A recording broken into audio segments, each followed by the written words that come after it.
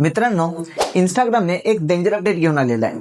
तुम्ही ती अपडेट बघितला असाल पण कधी लक्ष दिलं नसाल. नेमका अपडेट काय आहे?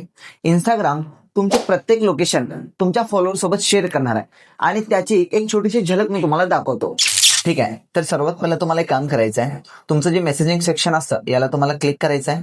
याच्यानंतर बघा, तुम्हाला वरती 3 नंबरला मॅप्स ऑप्शन दिसतोय, याला मी क्लिक करतो.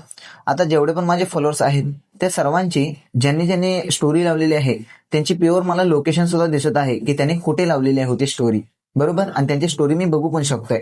याच्यामुळे काय होतं, तर आपण जिथेही जाऊन आपली स्टोरी लावतोय तर त्यांची स्टोरी आपल्याला त्यांच्या लोकेशन सहित दिसायला चालू होते.